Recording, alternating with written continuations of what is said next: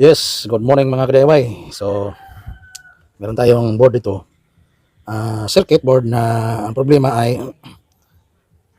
yung supply niya ay nagbabago-bago na. So, this board mga ka-DIY ay para to sa effects ito. Yung guitar effects. Yan, yan natin. Yan mga idol. Yan mga ka-DIY. So, ang guitar effects yun. Ito.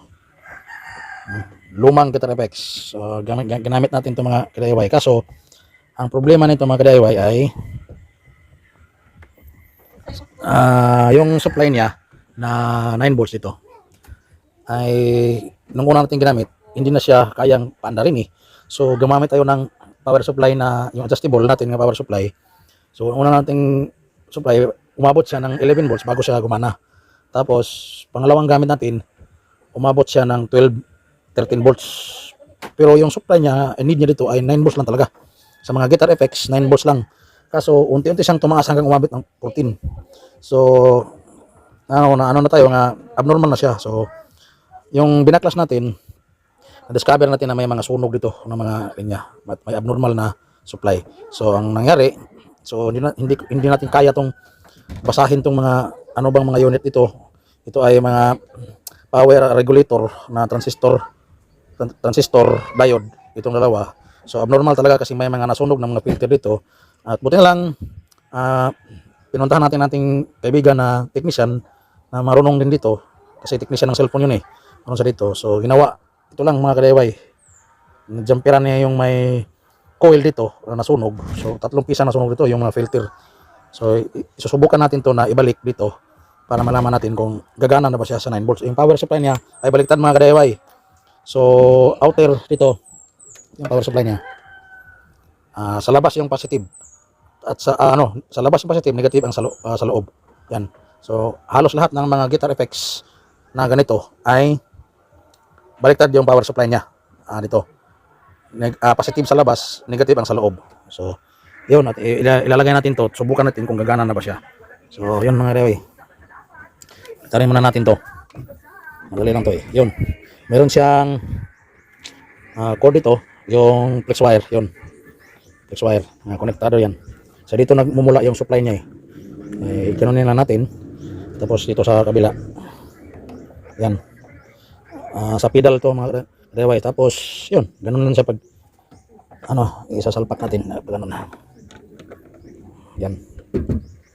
Saka lalagyan mo natin ng lock pansamantala para hindi siya mahulog. Yan. So ang gagawin natin, subukan natin siyang supplyan ng 9 volts para malalaman natin kung gagana ba siya. Yan dito. Kung hindi na ba abnormal yung supply niya. Yan. Nag-on na siya. Yan. So nung nagloko to, yung supply niya, hindi na siya gagana sa 9 volts na mismo sa kanyang required na power supply, 9 volts. Nagbi-blink lang siya, hindi na siya magtuloy-tuloy. So sa unang power supply niya, yung required niya na 9 volts, hindi siya nagtuloy-tuloy. Nagbi-blink lang tong monitor niya dito at itong lahat ng mga nakailaw.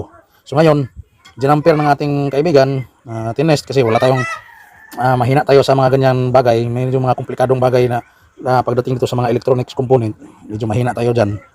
So hirapan tayong i-identify yung sira. So pinadala natin ng ating kaibigan, tapos ayun, naging back to normal siya, pero under observation pa siya kung hindi ba siya magluloko ulit kasi may mga filter doon na nasunog. So ang ginawa natin kaibigan natin ay makakilala natin ay jumper niya kasi nawala yung supply sa isa kabilang power supply nito, nawala yun, walang supply kaya naging abnormal siya. Ngayon yun, mukhang umuki siya eh, gumana siya sa 9 volts na kanyang power supply na required.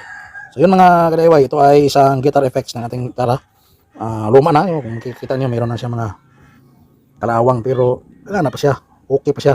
Yung power supply nang talaga niya ang nagluloko, mayroon na siyang, imagine sa from 9 volts yun, from 9 volts na talaga kanyang supply ay umabot siya ng 14 kasi ginagamitan natin siya ng power supply na adjustable.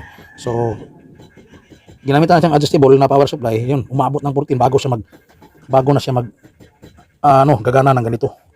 So abnormal yun kasi 9 volts niya, tapos umabot siya ng 14 volts. So ito, nabalik na. So shout out sa ating classmate noon na technician ng cellphone na si Dondon.